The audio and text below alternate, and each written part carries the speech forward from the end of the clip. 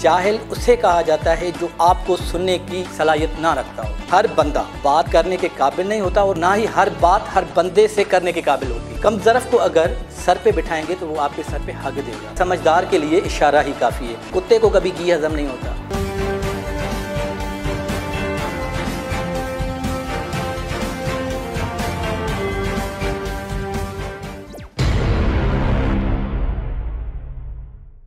अस्सलाम वालेकुम नाज़रीन, मैं हूं आपका मेज़बान मंसूर नवाज़। नाज़रीन, हर बंदे का ये मसला होता है कि लोग हमें तंग क्यों करते हैं। ये सिर्फ मेरा या आपका मसला नहीं, लेकिन अगर आप नज़र दोहराएंगे पूरे मुआशरे का ये अलमिया बन चुका है। कहा जाता है ना कि जब कोई बंदा बात करे तो ये मत देखें कि कौन बात कर रहा है, ये देखें कि बात किस लेवल की हो रही, बात किस टाइप की हो रही है। तो आप गौर से पहले सुने ही, और सबसे बड़ी निशानी ज़रफ़ की ये कि आप बात को गौर से पहले सुने, उसके बाद सवाल करें।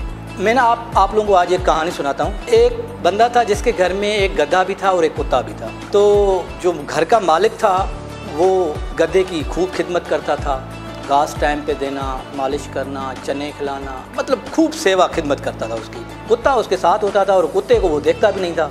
तो एक दिन कुत्ते ने सोचा कि यार मेरा मालिक है और मुझे देखता भी नहीं है, तो आज के बाद ना मैंने भौंकना छोड़ देना है।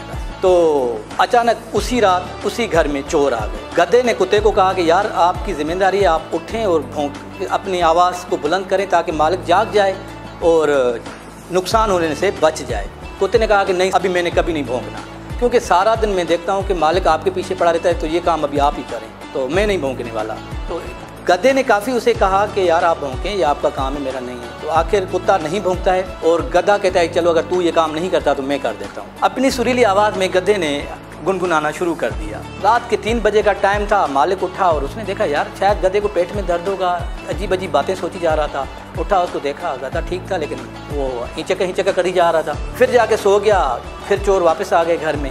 फिर गधे ने अपनी कार्रवाई शुरू की। कुत्ता तो भौंक नहीं रहा था क्योंकि उसका मालिक के ऊपर गुस्सा था। फिर मालिक उठता है और डंडी लेता है और गधे को खूब मारता है, मार के उसको बेहोश कर देता है। फिर जाके सो जाता है और चोर आते चोरी करके चले जाते हैं। लेकिन इसके दरमियान में कुत्ता गधे को कहता है कि देखा ये मेरा काम है, जो ना तू कर सकता है ना मालिक कर सकता है। चोरी भी हो गई, तूने मार भी खाई, मालिक को भी सबक मिल गया, तुझे भी सबक मिल गया। तो सबसे पहले आप फोकस करें इस बात पे कि जिस बंदे का जो काम है, जो बंदा जिस काम के लिए जिस जगह पर भी जाए, तो सबसे पहले उसकी जिम्मेदारी बनती है कि उस काम पर, उस लेवल पर, उस दर्जे पर, उस पीरियड पर, उस ड्यूरेशन पर फोकस करें। तो जब आप अपने मकसद से हटकर आप दूसरे लोगों की बातों में जब आप टांग अड़ाते हैं, तो फिर आप वही वाली जो रात को 3 बजे वाली आवाज़ है, उसकी आवाज़ और आपकी आवाज़ में कोई फ़र्क नहीं रहता। तो खुदारा आप इन चीज़ों को फोकस करें, फिर आपकी जो आपका एक खुद का एक लेवल बन जाता है, फिर आपका दर्जा खुद ब खुद बुलंद रहता है। फिर आप बेशक मुयसर भी रहें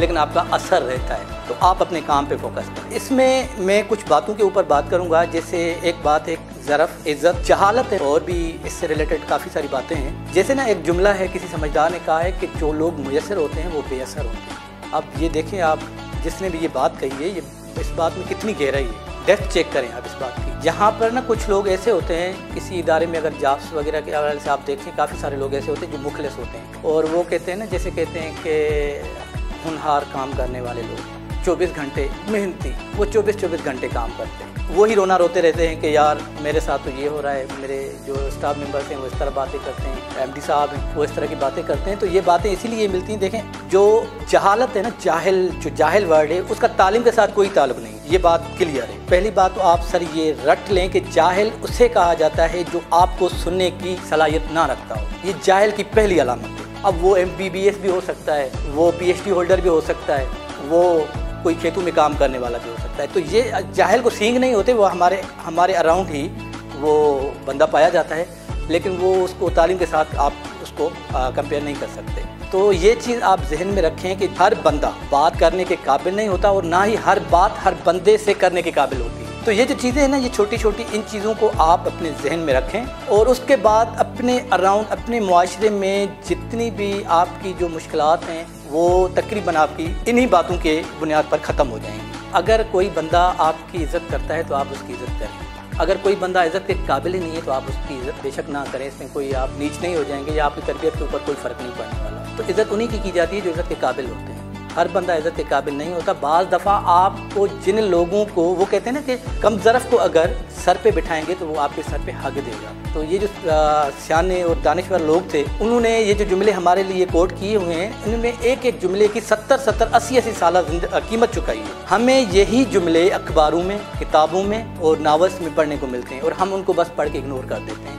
लेकिन ऐसे नहीं है सर, ऐसे नहीं है। ये जो 70-80 साल का जो निचोड़ होता है, ये उसके बाद वो बंदा हमारे लिए एक जुमले में पूरी 70 साल की ज़िंदगी सेव करके जाता है। हर बंदा यही क्यों कहता है कि मुझे लोगों ने तंग किया है, ये रोना लोग क्यों रोते रहते हैं, इसकी वजह क्या है? इसकी सर यही वजह है, जब आप मुआशरे में लोगों को समझने की सलाहियत नहीं रखते तो इस तरह के लोग आपके मुआशरे में, आपके पास, आपके अराउंड, आपके ऊपर गालिब आ जाते हैं, आपको हरेस करते रहते हैं या आपको डिप्रेशन, स्ट्रेस में बनाते रहते हैं। तो इन चीज़ों को आप समझें। कहा जाता है कि समझदार के लिए इशारा ही काफ़ी है। तो आप जो बात करते हैं, अगर आपके सामने ज़रफ़ वाला, समझने वाला और शऊर वाला इंसान बैठा होगा तो वो आपकी बात को पूरी की पूरी तरह सुनेगा, समझेगा। और जिस बंदे को जो भी बात हो समझ आ जाती है तो फिर वो खामोश हो जाता है। बड़े लोगों की, ज़रफ़ वाले लोगों की ये भी एक खूबी है कि वो खामोश रहते हैं। जहाँ तक बात इज़्ज़त की हो तो आप सबकी इज़्ज़त करें, लेकिन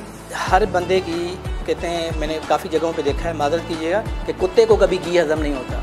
जी, ये हकीकत है। कुत्ते को क्या पता कि मैं गंदम की रोटी खा रहा हूँ या ये मुझे चावल की या मकई की रोटी है। तो इसी तरह जो हमारे मुआशरे में लोग पाए जाते हैं, उनके दर्जा बंदी भी इस तरह ही होती है बिल्कुल। तो कोई बंदा प्यार की ज़बान में समझ लेता है, कोई बंदा गुस्से की ज़बान, तो कोई किस तरह। तो ये इस तरह की कुछ बातें हैं जिनको आप जहन में रखें और उस हिसाब से आप मुआशरे में अपने लोगों के साथ पेश आएँ, तो आपका तकरीबन 70% आपका जो मसला है वो हल हो जाए।